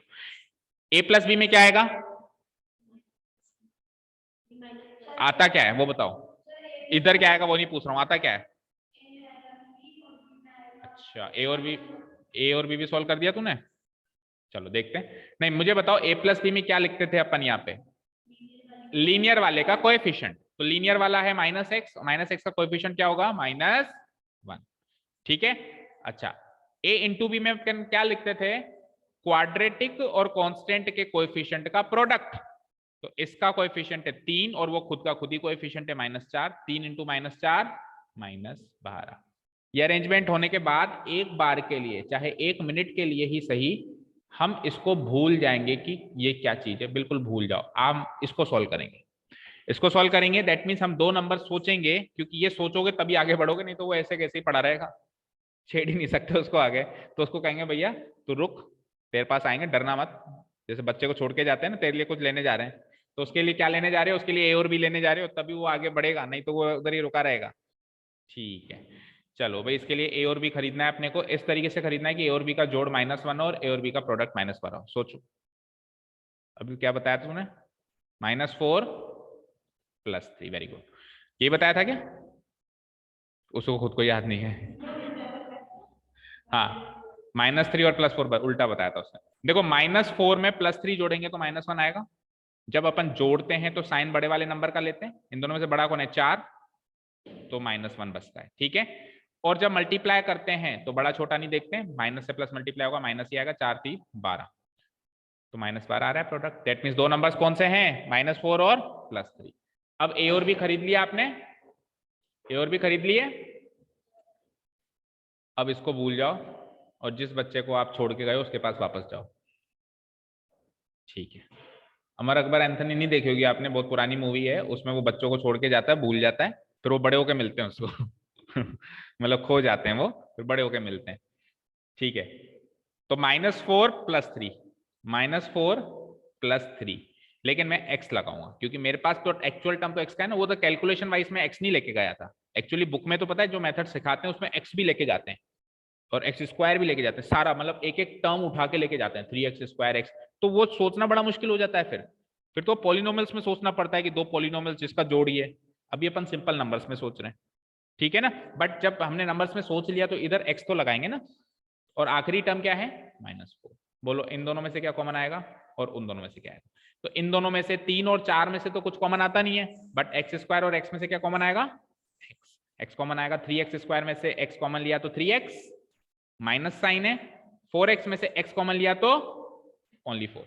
अब देखो प्लस माइनस, आगे भी प्लस माइनस, तो अब आपको माइनस का कुछ कॉमन लेने की जरूरत नहीं है, सिंपली प्लस का कॉमन ले लो। प्लस का कॉमन लेंगे तो एज इट इज बच जाएगा अंदर 3x - 4, सेम सेम हो गया, ठीक है। चलते हैं आगे, again 3x - 4 common, same same इसलिए करते हैं कि वापस कॉमन आ जाए, और x + 1 आंसर, ये इसके दो फैक्टर्स हो गए। फाइन, चलें लास्ट क्वेश्चन पे तो सीखें क्यूबिक पॉलिनोमियल कैसे फैक्टराइज करते हैं। चलें, नींद आ रही है, चलो टेक ए डीप ब्रीथ क्योंकि अब नींद आएगी, ठीक है। तो फैक्टराइज, अगले 4 questions are of cubic polynomial section, और क्यूबिक पॉलिनोमियल को फैक्टराइज करना थोड़ा सा लेंदी प्रोसेस है, इसमें कुछ सीरीज ऑफ स्टेप्स फॉलो होती हैं। पहले मैं वो सीरीज ऑफ स्टेप्स बता देता हूं। फर्स्ट ऑफ ऑल हम क्या करते हैं, जो पॉलिनोमियल होता है, मोटे तौर पे समझो कि इसमें हम क्वेश्चन में आगे कैसे बढ़ते हैं। जो पॉलिनोमियल होता है क्यूबिक पॉलिनोमियल, पावर 3 वाला मतलब डिग्री 3 वाला, उसका हम कोई भी एक जीरो निकालते हैं। क्या कहा मैंने, एक जीरो निकालते हैं, कोई भी एक जीरो। आप कहोगे सर कैसे, हिट एंड ट्रायल मेथड्स। कैसे, 1 रख के देख लिया, -1 रख के देख लिया, 2 रख के देख लिया, -2 रख के, आपको सिर्फ कौन तक रखें, डोंट वरी, क्वेश्चन हमेशा ऐसा आता है जो 1 -1 2 -2 3 -3 में निकल जाता है। वो एक ना कोई एक जीरो आपको उन नंबर्स में से ही मिलेगा, 100% है। तो जीरो निकल गया। अभी अभी मैंने आपको जब कॉन्सेप्ट शुरू कराया था मैंने आपको सिखाया था कि इतना ज्यादा एप्लीकेशन नहीं, लेकिन थोड़ा बहुत तो है जीरो से फैक्टर बनाने का। यस और नो, यस और नो। अगर x - a फैक्टर है तो x = a 0 होता है, बताया था। तो जो भी जीरो आएगा उससे कंपेयर करके फैक्टर निकल जाएगा। एक फैक्टर निकल गया ना, उस फैक्टर से इस पॉलिनोमियल को करा देते हैं डिवाइड, यानी लगाता है division algorithm, long division method. उससे कुछ क्वोशंट निकलता है। क्या निकलता है, वो क्वोशंट होता है मेरा दूसरा फैक्टर। आप कहोगे क्यों, वो क्यों है दूसरा फैक्टर, वो इसलिए है, लेट अस सपोज 12 एक पॉलिनोमियल है, 12 का कोई भी एक फैक्टर बोलो, कोई भी एक फैक्टर बोलो, 12 का तो फैक्टर्स आपको निकाल सकते हो, कोई भी एक फैक्टर बोलो, 3, ठीक है। तो अगर मैंने इस पॉलिनोमियल को इसके फैक्टर से डिवाइड किया तो बदले में आंसर क्या आया, तो क्या 4 इसका फैक्टर नहीं है, है ना। यानी किसी पॉलिनोमियल को उसके फैक्टर से डिवाइड करें तो बदले में फैक्टर ही मिलता है। तो ये जो फैक्टर मैंने यहां से एक हिट एंड ट्रायल से निकाला, उसको मैं डिवाइड करके जो क्वोशंट पाऊंगा वो क्वोशंट भी इसका फैक्टर होगा, जैसे 4 इसका फैक्टर है। लेकिन ये क्वोशंट जो होगा ना, ये क्वाड्रेटिक होगा। क्यों, वो इसलिए क्योंकि टोटल क्या था, वो क्यूबिक। टोटल क्या था, वो क्यूबिक। आपने डिवाइड किससे कराया, लीनियर से, तो 3 में से 1 डिग्री कम हुई, बचेगी क्या, क्वाड्रेटिक। इस क्वाड्रेटिक को अगेन आप अभी जैसे कर रहे थे स्प्लिटिंग द मिडिल टर्म से, अगेन आप दो पॉलिनोमियल्स में तोड़ेंगे, तो दो तो यहां से निकलेंगे और एक आपने हिट एंड ट्रायल से निकाला। इस तरीके से 3 फैक्टर्स क्वेश्चन में निकाले जाएंगे। यही चीज अगले साल 4 और 5 में आएगी। ठीक है, यही एग्जैक्टली यही चीज। ठीक है, शुरू करें, क्वेश्चन करें। तो पहला ही क्वेश्चन उठाते हैं, मस्ट बी इजी। पहला क्वेश्चन ऐसा ही रखता है ताकि बच्चे को अच्छे से समझ में आए। X cube minus 2x square minus x plus 2, p of x equal to, अभी मैं ट्रांसपेरेंट कर दूंगा, एक बार नोट कर लें। एक्स क्यूब आगे क्या है माइनस 2x स्क्वायर, आगे क्या है माइनस एक्स प्लस 2। मुझे इसको फैक्टराइज करना है, दिस इज माई टास्क। अच्छा, क्यूबिक पॉलिनोमियल दिखते ही ये तो पता चल जाता है ना कि 3 फैक्टर्स बनेंगे और तीनों लीनियर बनेंगे, एक एक एक टोटल डिग्री 3 हो जाएगी। ठीक है, तो पहला फैक्टर तो कैसे निकालेंगे, by hit and trial method. Hit and trial method में 1 लगा के देखता हूं, देखिए ना, तो पी ऑफ 1 लगाते हैं अपन। तो 1 का क्यूब माइनस 2 इंटू 1 का square minus 1 plus 2 equal to 1 का क्यूब 1 और 1 का स्क्वायर भी 1, 1 इंटू 2 2, फिर माइनस 1 प्लस 2। तो यहां से पॉजिटिव पॉजिटिव 1 प्लस 2 कितना मिला 3 और minus 2 minus 1 minus 3 equal to 0। अब इतनी अच्छी किस्मत तो होती नहीं है कि पहले बार में ही 0 आ जाए। आ गया अभी है, लेकिन एग्जाम में अक्सर ऐसी किस्मत होती नहीं है, कम से कम 2-3 बार में तो देखना पड़ता है। हो सकता था पी ऑफ 1 से 0 नहीं मिलता तो फिर मैं क्या करता, पी ऑफ माइनस 1 देखता, फिर क्या देखता पी ऑफ 2 देखता, फिर क्या देखता पी ऑफ माइनस 2 देखता, फिर क्या देखता 3 देखता, फिर क्या देखता माइनस 3 देखता, फिर भी नहीं होता तो छोड़ देता, पहले बाकी के क्वेश्चंस कर लेता पेपर के। ठीक है, क्योंकि इतने में तो आ ही जाता है और इतने में नहीं आ रहा तो मैं कुछ कैलकुलेशन मिस्टेक कर रहा हूं और इतना पजल्ड होने के बाद फिर आप उस क्वेश्चन को उस समय तो सोल्व कर भी नहीं पाओगे। तो बेटर है इसको छोड़ो, बाकी के करो, फिर वापस आते हैं इसके बाद। कई बार कोई चीज सोल्व नहीं होती है, अपन छोड़ के एक ब्रेक लेके आते हैं तो हो जाती है वो चीज सोल्व। ठीक है ना, क्लियर है। अच्छा जी, अब एक और चीज सुनो, 1 2 3 4 ये 6 हिट एंड ट्रायल्स तो आपको लगाने हैं। लेट अस सपोज कि शुरू के 1 2 3 में सोल्व नहीं हुआ, चौथे में सोल्व हो गया, तो फिर इन तीनों का क्या करें, इनको काट दें क्या, नहीं इनको काटेंगे भी नहीं, इनको लिखेंगे ही नहीं। अब लिखेंगे कैसे, नहीं सर लिखवा तो दिया आपने, तो हम इनको रफ में देखेंगे। ये सारे हिट एंड ट्रायल्स अपन कहां लगाएंगे, रफ में लगाएंगे, जो आएगा वही लिखेंगे। जैसे पी ऑफ 2 से आया तो एक्चुअली पी ऑफ 2 ही लिखना है आपको फेयर वर्क में, अगर 3 से आया तो 3 ही लिखना है, 4 से आया तो 4 ही लिखना है, जो भी है। ठीक है, अब यहां तो मेरा पहले पी ऑफ 1 से ही आ गया तो वही लिखना था और वो लिख दिया मैंने। ठीक है, यहां तक क्लियर है, any doubts till now, no sir, okay. तो अगर पी ऑफ 1 0 है, अगर पी ऑफ 1 0 है, सुनो मेरी बात, अगर पी ऑफ ए 0 था तो x माइनस ए फैक्टर था, यस और नो। अभी फैक्टर थ्योरम सीखिए, फैक्टर थ्योरम का पहला पॉइंट ये था, 2 पॉइंट्स थे ना। अगर p ऑफ ए 0 था तो x माइनस ए फैक्टर था, तो p ऑफ 1 0 है तो x माइनस 1 फैक्टर नहीं होगा क्या, होगा ना। तो 0 से फैक्टर ले आया ना अपन, तो मैं क्या लिखूंगा, here by using factor theorem, ऐसे लिखूंगा, देखो मैं, हेयर p ऑफ 1 0 है, सो बाय यूजिंग फैक्टर थ्योरम, यानी वो जो फैक्टर और 0 के बीच का जो कनेक्शन है ना, वो एक्चुअली फैक्टर थ्योरम की ही देन है। Bye using factor theorem we have x minus 1 is a factor of p of x। ये एक पड़ाव पार हुआ है, टोटल 3 पार्ट्स में क्वेश्चन बटा हुआ है, पहला पड़ाव पार हो चुका है, सेकंड आ जाएगा लॉन्ग डिवीजन और तीसरा आ जाएगा again splitting the middle term.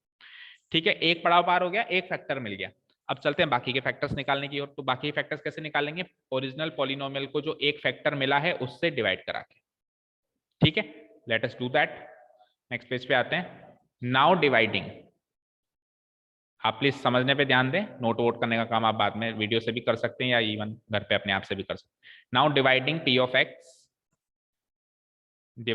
Of x bye its factor, उसी के फैक्टर से डिवाइड करा रहा हूं। इट्स फैक्टर कितना है मेरा अभी, x माइनस 1।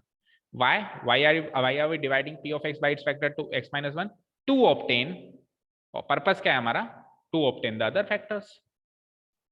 समझ में आई ये लाइन जो हमने लिखी? जो हम कर रहे हैं उसको बिल्कुल जस्टिफाई करो। हम डिवाइड कर रहे हैं पी ऑफ एक्स को उसी के फैक्टर से। ऐसा क्यों कर रहे हैं? ताकि उसी के दूसरे फैक्टर्स को पता लगा सके, ऑब्टेन कर सके। तो कर दो डिवाइड। पी ऑफ एक्स क्या है बोल दो एक बार। X cube minus 2x square minus x plus 2। X cube minus 2x square फिर माइनस एक्स प्लस 2। इसको मैं डिवाइड करने वाला हूं लॉन्ग डिवीजन मेथड से। किससे? इसी के फैक्टर से, x माइनस। ठीक है, ये थोड़ी सी एक लाइन में हटा देता हूं यहां से। अब यहां से शुरू होता है हमारा लॉन्ग डिवीजन मेथड से पॉलिनोमियल्स को डिवाइड करना। बताओ किस किस को आता है? किस किस को आता है? आता है? कब सीखा? अच्छा कल थे आप?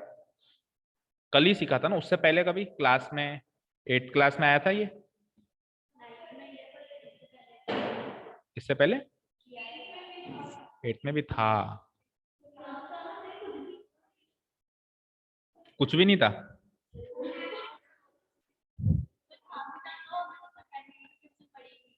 चलो चलो देखो, अब सुनना ध्यान से। फिर अगर जो बिल्कुल नए हैं वो तो बिल्कुल कान खोल के सुनना। जब हम एक पॉलिनोमियल को दूसरे पॉलिनोमियल से डिवाइड करना शुरू भी करते हैं तो शुरू करने से पहले दो बातें मेक श्योर करो, उसके बाद शुरू करो। अगर आप वो मेक श्योर नहीं करते और ऐसे शुरू कर देते हो तो 100% बीच में अटक जाओगे। ठीक है, पहली बात कि dividend and divisor must be in the descending order in terms of their power of terms. जैसे कि power 3, power 2, power 1, power 0 descending order है। और ऐसा का ऐसा डिवीजर में भी चेक करो, पावर 1, पावर 0 उनके टर्म्स की पावर के लिहाज से वो डिसेंडिंग ऑर्डर में अरेंज होना चाहिए। कौन कौन? Both dividend and divisor. ये पहली बात मेक श्योर करो। है? नहीं है तो करना ही पड़ेगी। दूसरी बात यह है कि डिविडेंड की अगर डिग्री 3 है तो उसके अंदर 3, 2, 1 और 0 पावर की सारी टर्म्स मौजूद होनी चाहिए। अभी तो है, जैसे 3 के बाद 2 पावर भी है, 2 के पावर 1 पावर भी है, 0 भी। लेकिन इन केस नहीं है, इन केस मान लो इनमें से कोई टर्म मिसिंग है। लेट अस से कि अगर यही पॉलिनोमियल ऐसा होता एक्स क्यूब और डायरेक्ट माइनस एक्स प्लस 2 होता लेट अस से, तो इसमें क्वाड्रेटिक पावर मिसिंग है ना, तो मुझे इसको जबरदस्ती क्वाड्रेटिक पावर की एक टर्म देनी पड़ती विथ कोएफिशिएंट 0। कैसे? ऐसे x cube plus 0x square minus x plus 2। ये पॉलिनोमियल और ये पॉलिनोमियल एग्जैक्टली सेम है, बट उसमें 3 टर्म्स में लिखा हुआ है ट्राइनोमियल में, इसमें 4 टर्म्स में लिखा हुआ है। तो 4 टर्म्स में लिखना ही पड़ेगा अगर डिग्री 3 है तो। जितनी डिग्री है उससे एक ज्यादा टर्म में अपने को उसको अरेंज करना पड़ेगा। लेकिन ये काम केवल और केवल डिविडेंड के साथ करना है, डिवीजर में ये चीज चेक नहीं करनी है। डिवीजर में तो बस उतना चेक करना है कि डिक्रीजिंग ऑर्डर में है या नहीं। ये दो बातें मेक श्योर कर लोगे। कौन सी है पहली बात? पहली बात क्या मेक श्योर करनी है बोलो? किसकी? डिवीजर डिविडेंड दोनों की। Second thing which we are going to make sure is what? जो भी डिग्री है उससे कम की सारी टर्म्स। जरूरी थोड़ा ना कल को 3 ही डिग्री मिले, हमको डिग्री तो 2, 4 कुछ भी मिल सकती है। तो मान लो डिग्री 4 हो तो फिर 3, 2, 1, 0 चेक करना है कि उसके नीचे है या नहीं। मान लो डिग्री 3 है तो 3, 2, 1, 0, 2 है तो 2, 1, 0, 1 है तो 1, 0 और 0 तो होगी नहीं क्योंकि 0 तो कांस्टेंट हो जाएगा फिर, है ना। ठीक है, तो क्या करेंगे? इतना मेक श्योर करेंगे। तो इस बार तो बाय डिफॉल्ट ये ऑलरेडी सारे दोनों मेक श्योर हो गए, लेकिन नहीं हो तो करना है। फिर अपने को वही खिड़की खोलनी है एक साइड। बड़े ध्यान से सुनना। व्हाट वी विल डू, इस ब्रैकेट की यहाँ पे कोई खास जरूरत नहीं है ना, x-1 इधर ही लिख देता हूं। What we will do, we will divide the first term of the dividend by the first term of the divisor. Is that clear? Divide. x cube पहला टर्म है डिविडेंड का और x पहला टर्म है डिवीजर का, और ये easily divisible आएगा, होगा जनरली, है ना। तो x क्यूब से x डिवाइड करके अपन सीधे लिख सकते हैं x स्क्वायर। भाई पावर 3 में से एक पावर कम हो गई तो पावर 2 बच गई। जो भी आंसर आया मेरा, इसको हम हमारे क्वोशंट का पहला टर्म मानेंगे। ठीक है, क्वोशंट भी पॉलिनोमियल आएगा ना, तो उसमें भी तो टर्म्स होंगे। अच्छा, जब अपन डिवाइड करते हैं तो अपन क्वोशंट यहां लिखते हैं इस जगह पे, है ना, इस स्पेस में। बट पॉलिनोमियल्स के केस में हम यहां नहीं लिखते क्योंकि वो थोड़ा सा हेक्टिक लगता है, इसलिए अपन ऊपर लिखते हैं। ये सिस्टम है। तो एक्स स्क्वायर यहां लिख दूं मैं, कोई डाउट? अब आगे जो करते हैं उसको याद रखने के लिए कोई रॉकेट साइंस याद नहीं करना। आप सोचो कि अगर आप सपोज करो 23 से 5 डिवाइड कर रहे होते, कितनी बार कटता है ये, कितनी बार कटता, 4 बार कटता। तो फिर यहां क्या लिखते, कहां से आया वो 20, क्वोशंट इनटू डिवीजर। तो अब यहां क्या लिखोगे, क्वोशंट इनटू डिवीजर, वही कर रहा हूं जो जनरल डिवीजन में होता है। कुछ रॉकेट साइंस नहीं है, बच्चे रटते हैं कि अच्छा इसको इससे इसको इससे, क्या रट रहे हो भाई। यहां से 4 लिखने के बाद डिवीजर को क्वोशंट से मल्टीप्लाई करके तो 20 लिखते हो जनरल डिवीजन में, वही काम तो यहां कर रहे हो। तो एक्स स्क्वायर इंटू एक्स क्या होगा, अच्छा पूरे डिवीजर से होगा मल्टीप्लाई, केवल पहली टर्म से नहीं, ठीक है। एक्स स्क्वायर इस पूरे डिवीजर से मल्टीप्लाई होगा, जो भी पूरा डिवीजर है। तो पूरा डिवीजर क्या है आप अलग से करके देख लिया करो, एक्स स्क्वायर इंटू ये पूरा डिवीजर करेंगे तो क्या आएगा, एक्स स्क्वायर इंटू एक्स क्या आएगा, एक्स क्यूब, और एक्स स्क्वायर इंटू -1 क्या आएगा, एक्स स्क्वायर, यानी कि ये लिखने में आएगा यहाँ पे। तो अलग से कर देख लो, अगर दिक्कत है, नहीं तो प्रैक्टिस हो तो साथ के साथ भी कर लेते हैं, अलग से करने की जरूरत हमको पड़ती नहीं है। तो इन शॉर्ट क्या आया, ये x cube minus x square आया, क्या आया, x cube minus x square. अब सर इसके बाद क्या करते हैं, याद नहीं रहता, मत करो याद। 23 को 5 से डिवाइड किया था, क्या किया था इसके बाद, 5 4 जा 20, फिर डंडा खींच के नीचे क्या लिखा था आपने, क्या नंबर क्या लिखा था ये बताओ, 3। अब मुझे एक चीज का जवाब देना, यहाँ पे 23 पॉजिटिव है, ये 20 भी पॉजिटिव है, तो पॉजिटिव पॉजिटिव तो पॉजिटिव होता है, तो 23 और 20 43 क्यों नहीं लिखा आपने, 20 को मन के अंदर ही नेगेटिव सोच लिया। दैट मीन्स हम जब जब डिवाइड करते आ रहे हैं बचपन से, हम इस तरह के प्रोसेस में ये 20 को मन के अंदर ही मान लेते हैं कि तू तो नेगेटिव है, और 23 माइनस 23 लिख देते हैं। यस और नो, यस और नो। तो आपने इस चीज का साइन चेंज किया ना, तो वहां पर भी करना पड़ेगा, इस चीज का साइन चेंज करोगे। अब ये पॉलिनोमियल है, दोनों टर्म्स का साइन चेंज होगा, ये प्लस है तो माइनस, ये माइनस है तो प्लस।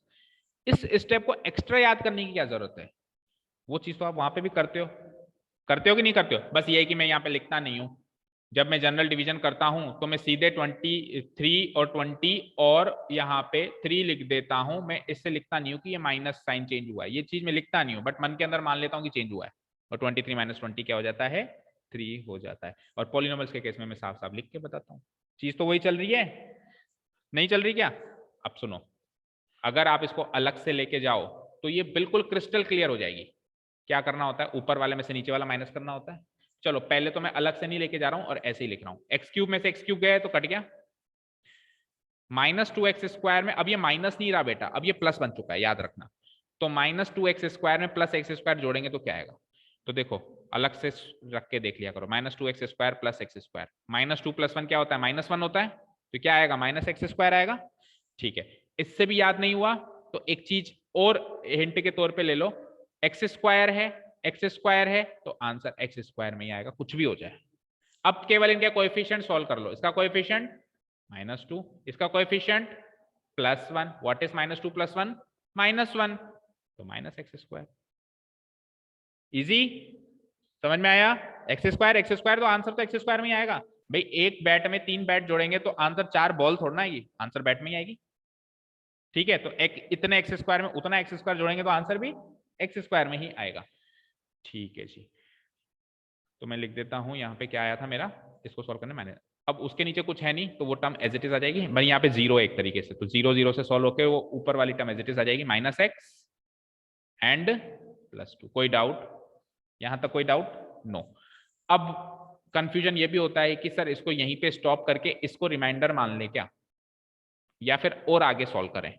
तो सुनो, हमने कल डिवीजन एल्गोरिथम सीखा था पॉलिनोमियल्स का, क्या कहा था उसने कि रिमाइंडर की डिग्री डिवीजर की डिग्री से छोटी होनी चाहिए। अभी डिवीजर की डिग्री क्या है, 1, डिवीजर इसकी अब ये नया रिमाइंडर है, मतलब ये रिमाइंडर की डिग्री क्या है, 2, तो ये तो बड़ी है, आपको क्या करनी है, छोटी।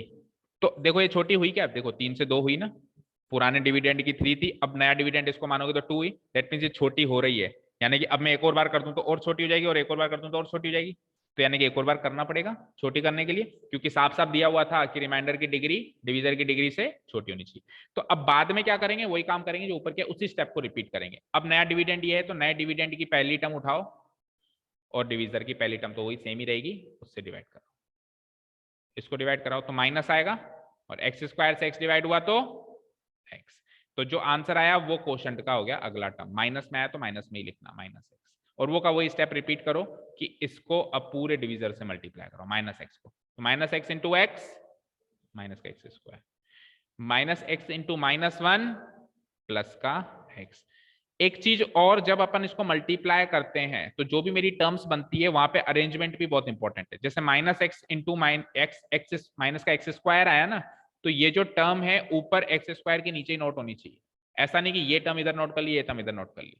कई जनरली तो वो ऑटोमेटिक नीचे आती जाती है, बट कई बार नहीं भी आती है, तो अपने को ध्यान रखना है जो टर्म आ रही है उसी के नीचे नोट डाउन होगी। एक्स स्क्वायर के नीचे एक्स स्क्वायर नोट डाउन होगा, और minus x into minus one अगर प्लस एक्स होता है तो ये एक्स वाली टर्म के नीचे ही नोट होगा, माइनस एक्स के नीचे। ठीक है, अब क्या करते हैं, वही साइन चेंज, प्लस माइनस। तो पहली टर्म तो हमेशा कटती है, minus x square plus x square cut गया। हाँ,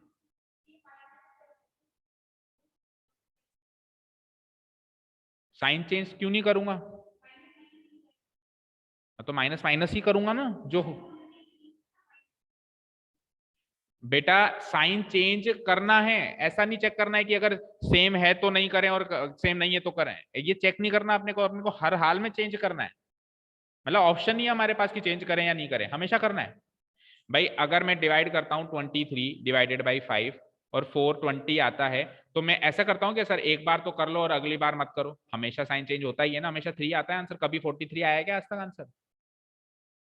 ऐसा कोई ऑप्शन थोड़ी ना है कि आपकी इच्छा है माइनस कर दो साइन चेंज या मत करो, हमेशा करना ही होता है, क्योंकि इसमें से इसको माइनस करना है और उसमें से इसको माइनस करूंगा तो अगले वाले का साइन चेंज होगा। अब इसमें से इसको माइनस करना है तो प्लस एक्स का माइनस एक्स होगा। ठीक है, आप ये फोकस मत करो कि माइनस एक्स से प्लस एक्स काट दें, तो जो इजीली कट रहा है तो उसका नहीं करें। ऐसा नहीं कि जो इजीली कट रहा है उसका साइन ही चेंज नहीं करे, साइन तो सबका चेंज होगा, चाहे वो इजीली कट रहा है नहीं कट रहा है। पहली टर्म हमेशा कट जाएगी साइन चेंज करने के बाद, आप चेक करना, अगर कट नहीं कटती है तो आपने गलती करी है। ठीक है, चलते हैं आगे। तो भी ये पहली टर्म तो कट गई स्क्वायर वाली, तो अब माइनस एक्स देखो, एक्स एक्स तो आंसर तो एक्स में आएगा, उसका कोएफिशिएंट क्या है -1, इसका कोएफिशिएंट क्या है +1 नहीं रहा, अब क्या है इसका कोएफिशिएंट -1, एंड -1 -2, तो आंसर क्या आ जाएगा -2x। समझ आया? आखिरी टर्म को नोट डाउन कर लो +2। यहां तक कोई डाउट?